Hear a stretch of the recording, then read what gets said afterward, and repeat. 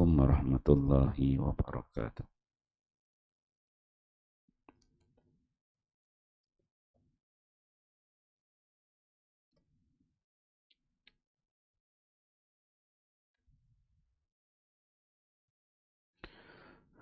Bab salat. Salat berjemaah. Hadis ke-123.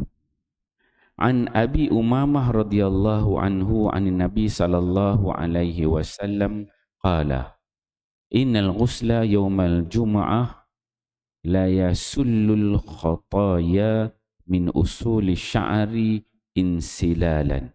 Rawahu Tabrani fil Kabir wa rijaluhu siqat. Sayyidina Abu Umamah radhiyallahu anhu meriwayatkan bahawa Nabi sallallahu alaihi wasallam bersabda, sesungguhnya mandi pada hari Jumaat akan menghapuskan dosa-dosa hingga ke pangkal rambut. Tabrani. An Abi Hurairah radhiyallahu anhu qala qala an-nabiy sallallahu alaihi wasallam, idza kana yaumul jumu'ah waqafatil malaikatu ala babil masjid yaktubuna al-awwala fal-awwala wa mathalul muhajjiri kamasalil lazi yuhdi badanah summa kallazi yuhdi baqarah summa kabshan summa dajajatan summa baydatan fa idza kharajal imamu tawaw suhufahum wa yastami'una dzikra. Rawah Bukhari. Bab al-istima' ila al-khutbah yaumul jum'ah. Sayyidina Abu Hurairah radhiyallahu anhu meriwayatkan bahawa Nabi sallallahu alaihi wasallam bersabda, apabila hari Jumaat, para malaikat berdiri di pintu-pintu masjid mencatat orang yang datang awal ke masjid dan seterusnya. Orang yang datang awal mendapat pahala seumpama orang yang menyedekahkan seekor unta. Kemudian orang yang datang selepas itu mendapat pahala seumpama orang yang menyedekahkan seekor lembu. Kemudian orang yang datang selepas itu mendapat pahala seumpama orang yang menyedekahkan seekor kibas. Dan orang yang datang selepas itu mendapat pahala seumpama orang yang menyedekahkan seekor ayam. Dan orang yang datang selepas itu mendapat pahala seumpama orang yang menyedekahkan sebiji telur. Apabila imam telah datang untuk memberi khutbah, maka para malaikat itu melipat catatan-catatan mereka dan mendengar khutbah. Hadis Abu Rayyad, riwayat Bukhari. Alhamdulillah tuan-tuan beliau, pagi ini kita membaca dua hadis Nabi sallallahu alaihi wasallam. Hadis di bawah tajuk solat, solat berjemaah.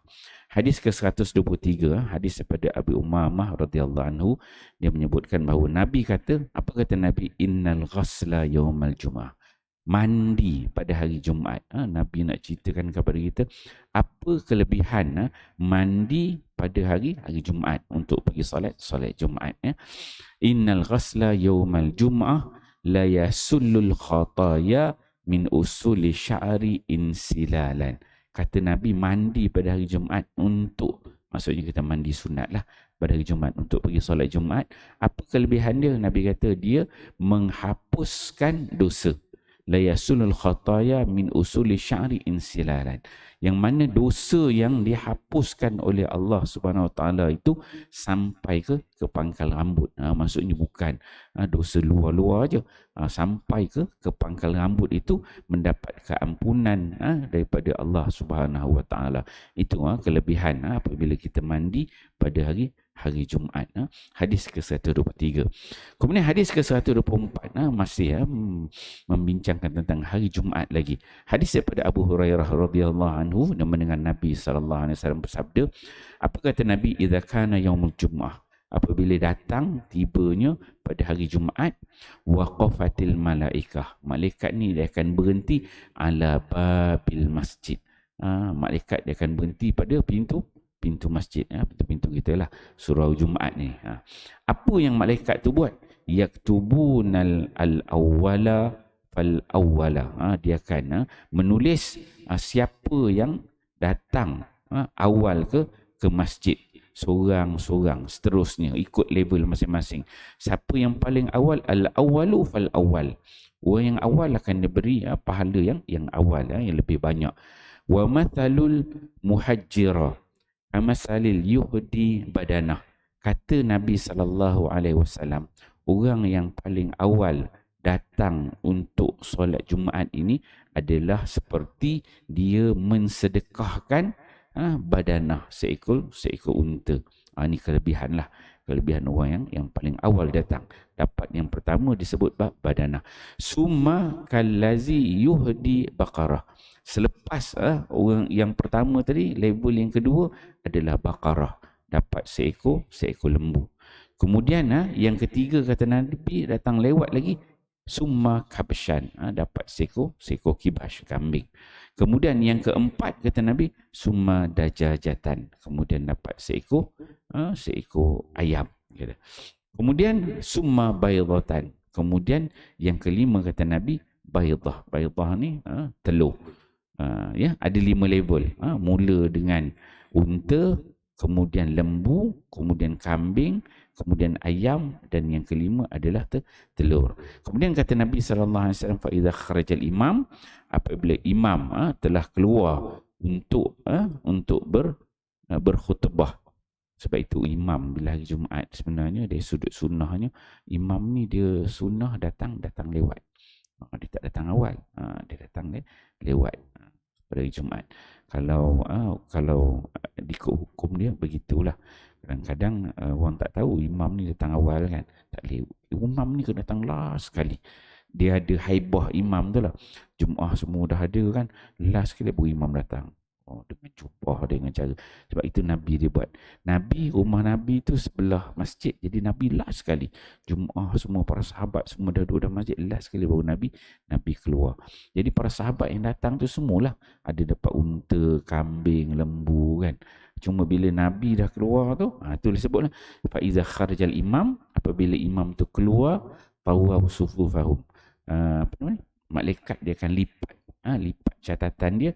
Kemudian malaikat ni dia akan mendengar zikrah khutbah yang diberikan. Ini kelebihan lah. Hadis ni membicarakan tentang kelebihan bagi kalau kita datang awal pada hari Jumaat kan. Kalau kita datang lewat tu dapatlah telur je ujung-ujung kan.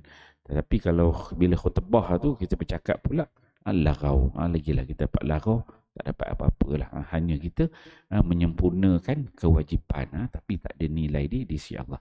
InsyaAllah tuan-tuan mulia kita fahami hadis ni, kelebihan hari Jumaat ni, amal dan sampaikan. Wallahu a'lam. Subhanakallah. Asin. Illa allazina amanu wa salih. Sallallahu ala Muhammad. Sallallahu alaihi wasallam. Sallallahu ala Muhammad. Sallallahu alaihi wasallam. Ya Nabi salam alaika.